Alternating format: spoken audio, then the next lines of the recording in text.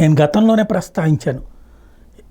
నా చిన్నప్పటి నుంచి విన్న నినాదాలు, చదివిన పుస్తకాలు లేదా గోడల మీద కనిపించినవి, మా స్కూళ్ళకి కాలేజీలకు వచ్చి చెప్పినటువంటిది జనాభా నియంత్రణ పాఠాలు. ఈవెన్ టెక్స్ట్ బుక్స్లో కూడా ఉండే స్లోగన్స్ కింద రాసేవాళ్ళు. ముగ్గురు వద్దు ఇద్దరు ముద్దు, ఇద్దరు వద్దు ఒక్కరు ముద్దు. ఇది నినాదాలు. నా మరీ చిన్నతనంలో ముగ్గురు వద్దు ఇద్దరు ముద్దు అంటే ముగ్గురు పిల్లలు అంతకంటే ఎక్కువ కనేవాళ్ళు కాబట్టి ముగ్గురు పిల్లలు అంత వద్దు, ఇద్దరినే కానండి.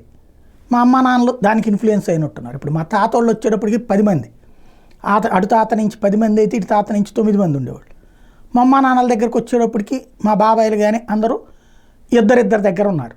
అదే ఇప్పుడు వచ్చేటప్పటికి తర్వాత వచ్చిన నినాదం ఏంటి, మేము పెద్దవాళ్ళు అయ్యేటప్పటికి ఇద్దరు వద్దు ఒక్కరు ముద్దు అన్నటువంటి. ఇప్పుడు ఒక్కరు అసలే వద్దు అనేటటువంటి దాకా కూడా వచ్చేసింది. అనాథాన్ని పెంచుకుందాం ఇట్లాంటి స్టేజ్కి వచ్చేసింది. కానీ ఇప్పుడు ఈ ఇంపాక్ట్ ఎలా ఉందో, ఒకప్పుడు ఇలా జనాభా నియంత్రణ కోసం స్టేట్మెంట్లు ఇచ్చిన చంద్రబాబు గారే ఎక్కువ మంది పిల్లల్ని కానండో అని చెప్తున్నారు. వివిధ రాష్ట్రాలు ప్రోత్సాహకాలు ప్రకటిస్తున్నాయి.